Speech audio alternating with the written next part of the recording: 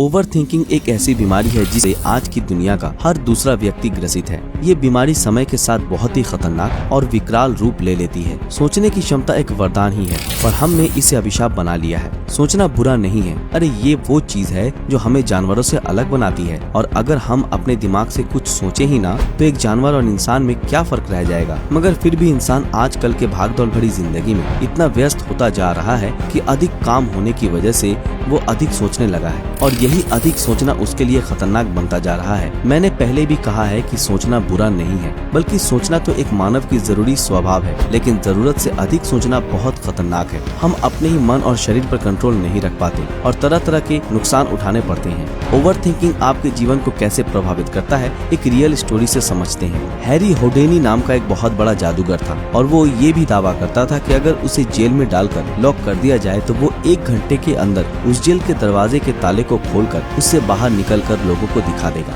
होडेनी को कई छोटे मोटे जेल वालों ने बुलाया और उसे लॉक कर दिया, मगर हर बार वो एक आश्चर्यजनक तरीके से वहाँ से बाहर निकल जाता था, वो भी बिना किसी चाबी की मदद के। वो इसे कैसे करता था ये किसी को भी नहीं पता था। सिर्फ लोगों ने ये नोटिस किया था कि वो अपने बेल्ट के नीचे एक लंबे से स्टील के बने वायर को रखता है और शायद उसी का इस्तेमाल करके वो किसी भी ताले को खोल देता है। मगर सोचने वाली बात तो ये है कि कोई इंसान मात्र एक स्टील की मदद से बड़े से बड़े ताले को कैसे खोल सकता है, और वो भी 1 नहीं 2 नहीं बल्कि हजारों तालों को। इस तरह करते करते हैरी होडेनी बहुत फेमस हो गया। तब एक बहुत बड़े जेल के लोगों ने होडेनी की कहानियों को सुना कि कैसे उसे किसी भी जेल में बंद कर देने के बाद भी वो वापस आ जाता है, वो भी सिर्फ 1 घंटे के अंदर। उस जेल के एम्प्लॉयज ने कहा कि मैं इस दुनिया के सबसे मजबूत और भयंकर दरवाजे वाले जेल में उसे ले जाऊंगा, एक ऐसा जेल का दरवाजा जिसे उस जेल एम्प्लॉयज के अलावा कोई दूसरा नहीं खोल सकता है। उन लोगों ने होडेनी को चैलेंज दिया कि आओ और 1 घंटे के अंदर हमारे जेल से बाहर निकल कर दिखाओ। एक डेट फिक्स किया गया और होडेनी ने भी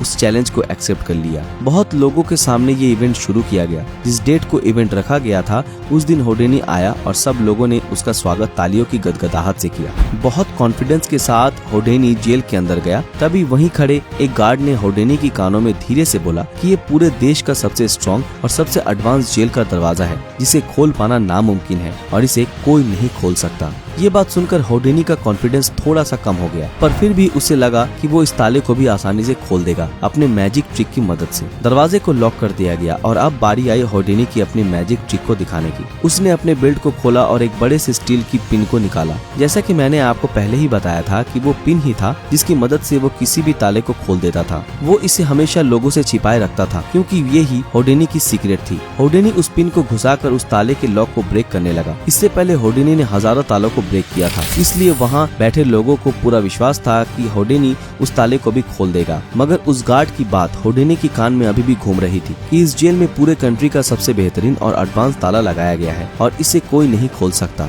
वो अपना काम शुरू कर चुका था और उसने उस ताले को अनलॉक करना शुरू कर दिया। 30 मिनट बाद होडेनी के चेहरे पर जो कॉन्फिडेंस था जिसे लेकर वो जेल के अंदर आया था वो गायब होने लगा। 1 घंटे के बाद वो पसीने से लथपथ हो गया, मगर फिर भी वो ताले को अभी तक नहीं खोल पाया था। 2 घंटे 2.5 घंटे बीत गए, मगर फिर भी उसे लॉक नहीं खुल पाया। 3 घंटे बाद उसने गिव अप कर दिया और गुस्से में आकर अपने हाथों से उसने उस जेल के दरवाजे पर एक टक्कर मारी और अचानक से ताला खुल गया। वो ये देखकर हैरान रह गया। दरअसल वो ताला लॉक ही नहीं किया गया था। अब कोई इंसान पहले से अनलॉक किए ताले को दोबारा से अनलॉक कैसे कर सकता है, इसलिए वो इस ताले के मैकेनिज्म में कंफ्यूज्ड हो गया था। होडेनी को अब ये पता चल गया कि उससे ये लॉक क्यों नहीं खुल पा रही थी, क्योंकि वो एक ऐसी बात को लेकर ओवर थिंकिंग कर रहा था जो रियलिटी में एग्जिस्ट ही नहीं करती। और सेम यही चीज हम लोग करते हैं, एक ऐसी बात को लेकर ओवर थिंकिंग करते हैं जो रियलिटी में एग्जिस्ट ही नहीं करती है। साइंटिफिक रिसर्चर के अकॉर्डिंग एक इंसान के दिमाग में एक दिन में लगभग 70,000 थॉट्स आते हैं, जिनमें से 95% नेगेटिव थॉट होती हैं, जो किसी काम की नहीं होती।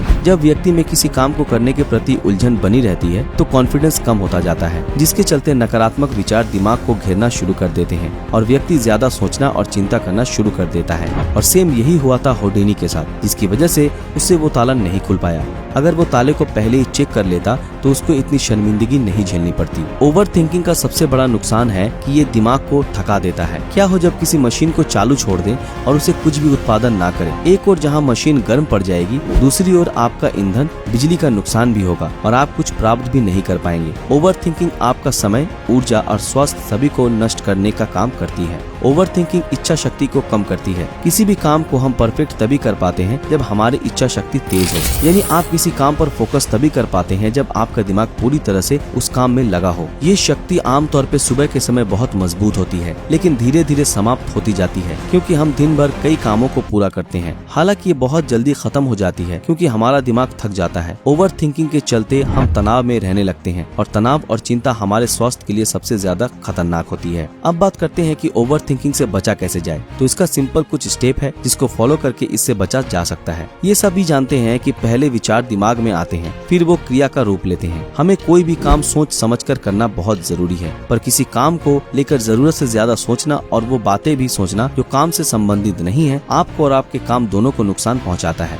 तो यहाँ थिंकिंग प्रॉब्लम नहीं है बल्कि ओवर थिंकिंग प्रॉब्लम है और इसे कम करना जरूरी है। Except that you are over thinker. इस बात को मन से स्वीकार करें कि आप ज्यादा सोचते हैं। जब आप इस बात को स्वीकार कर लेंगे तो आप इससे छुटकारा पाने के लिए अपने आप को तैयार कर लेंगे। आप ओवर थिंकिंग को लेकर जागरूक हो जाएंगे। जब आपको लगे कि आपके दिमाग में फालतू विचार चल रहे हैं, तुरंत ही उस विचार को वहीं रोक दें और ये सोचना शुरू कर दें कि आपने सोचना कहाँ से शुरू किया था। तब आपको मालूम होता जाएगा कि आप कितने फालतू की बात सोचकर अपना समय और शक्ति बर्बाद कर रहे हैं। Always try to think positive. क्या गलत हो सकता है की जगह क्या अच्छा हो सकता है सोचें। नकारात्मक विचार डराते हैं और आपका दिमाग चिंता से दौड़ने लगता है। जब आप उन नकारात्मक चीजों पर ध्यान केंद्रित करने लगते हैं जो कहीं हो गई तो तब आप दिमाग के गुलाम हो जाते हैं। लेकिन जब आप सकारात्मक रूप से सोचते हैं तो दिमाग आपका गुलाम होता है। सकारात्मक रहने का मतलब ये नहीं कि आप चीजों के सिर्फ एक पहलू को ही देखें, बल्कि सही और गलत दोनों पहलुओं को देखना जरूरी है। पर केवल नकारात्मक सोचना या ज्यादा नकारात्मक विचार आपको गलत सोचने पर मजबूर कर देता है। Try to live in the present moment. कभी कभी लोग बीते हुए बातों के बारे में ही सोचते रहते हैं और तनाव में आ जाते हैं। इस प्रकार जो समय आने वाला है उसे लेकर भी इतनी चिंता करते हैं कि तनाव में आ जाते हैं। तनाव में दिमाग हावी हो जाता है और फालतू बातें सोचने लगता है। जो समय बीत गया है उससे सीख लो, जो आने वाला है उसकी तैयारी करो। लेकिन ये आप तभी कर सकते हैं जब आप वर्तमान में रहें। इसलिए आप जो अभी कर रहे हैं उसे पूरा ध्यान लगाकर करें। मेक योर माइंड काम। आधुनिक जिंदगी भागदौड़ और तनाव भरी है। अधिकतर लोगों के साथ तनाव में बने रहना इतना सामान्य हो जाता है कि उन्हें इस बात का पता ही नहीं चलता कि धीरे धीरे तनाव उनके मानसिक और शारीरिक स्वास्थ्य पर बुरा प्रभाव डाल रहा है। जब मन अशांत होता है तब नकारात्मक और फिजूल के विचार हमारे दिमाग में घर करने लगते हैं। यदि ओवर थिंकिंग से छुटकारा पाना चाहते हैं तो आप अपने मन को शांत रखें। एंड मोस्ट इम्पोर्टेंट, योग, ध्यान और व्यायाम मस्तिष्क और शरीर को स्वस्थ रखती है। मेडिटेशन ओवर थिंकिंग प्रॉब्लम में काफी लाभदायक है। इसे अपने जीवन का हिस्सा बनाएं। तो दोस्तों आज के लिए बस इतना ही। आशा करते हैं आज की हमारी ये वीडियो आप लोगों को पसंद आई हो। अगर ये वीडियो आप लोगों को पसंद आए तो इस वीडियो को लाइक और ज्यादा से ज्यादा शेयर जरूर करें। और जिन लोगों ने हमारे फेसबुक पेज को अभी तक फॉलो नहीं किया वो तुरंत फॉलो कर दें। तो फिर मिलते हैं आपके साथ अगले वीडियो में। तब तक के लिए अलविदा।